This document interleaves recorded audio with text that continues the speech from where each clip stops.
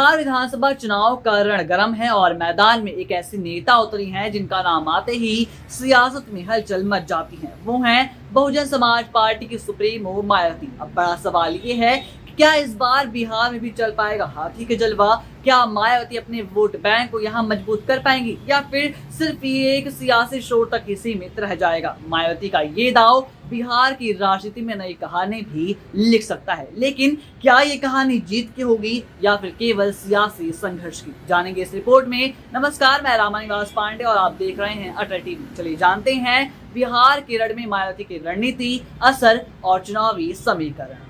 Baspa supremo Mayawati ने अपने चुनावी अभियान की शुरुआत कैमूर जिले के भभुआ से की, जहां से उन्होंने दलित मुस्लिम पिछड़ा फॉर्मूले का ऐलान किया। मायावती इस बार पूरी ताकत से मैदान में हैं। कांग्रेस और भाजपा दोनों पर ही सीधा हमला बोल रही हैं। उनका ये कहना है कि दोनों ही दलों की नीतियों ने गरीब, पिछड़े और अल्पसंख्यक समाज को सिर्फ हाशिए पर रखा है। मायावती की रैलियों में जुट रही भारी भीड़ उनके प्रभाव का संकेत तो दे ही रही है। वो लगातार जनता को ये भी याद दिला रही है कि यूपी में उनकी सरकार ने दलितों और गरीबों के विकास के लिए ऐतिहासिक कदम उठाए थे और अब बिहार में भी उसी मॉडल को दोहराने का वादा कर रही है। बसपा इस बार बिहार की सभी 243 सीटों पर चुनाव लड़ रही है, यानी पार्टी किसी गठबंधन पर नहीं बल्कि अपने दम पर मैदान में है।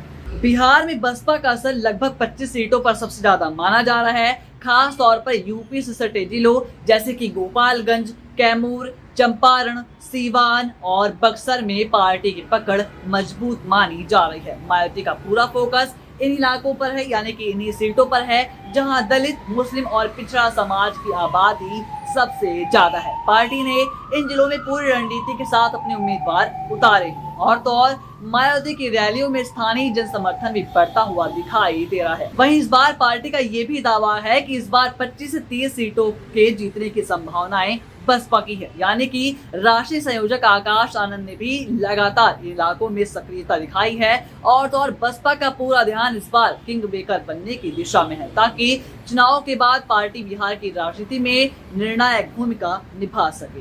हाल ही में मायावती ने एक विशाल रैली में जनता को संबोधित करते हुए कहा कि दलित वोटों का बिखराव समाज में विकास की सबसे बड़ी बाधा है। उन्होंने आरोप लगाया कि जातिवादी मानसिकता के कारण ही बहुजन समाज को पूरा समर्थन नहीं मिल पाता। मायावती ने भाजपा और कांग्रेस दोनों पर हमला बोलते हुए कहा कि इन दलों की पूंजीवादी नीतियों ने किसान, मजदूर और अल्पसंख्यकों को हाशिए पर ला दिया है। उन्होंने राहुल गांधी पर भी निशाना साधते हुए कहा कि कांग्रेस आरक्षण को खत्म करने की साजिश रच रही है, जबकि बहुजन समाज पार्टी ही बाबा साहेब के अधिकारों की, यानी कि बाबा साहेब के दिए हुए अधिकारों की सच्ची रक्षक है। मायावती ने वादा किया कि अगर उनकी सरकार बनी तो आबादी के अनुपात में आरक्षण लागू किया जाएगा और बिहार को पलायन व बेरोजगारी से मुक्त करने की दिशा में ठोस कदम भी उठाए जाएंगे। बाकी ये तो रही मायावती के भाषण की बात, लेकिन जो नतीजा होगा बिहार का वो तो 14 नवंबर को पता ही चल जाएगा कि मायावती ने आखिर जो रैली की है या फिर वहां पर जो भी भाषण दिए हैं उसका असर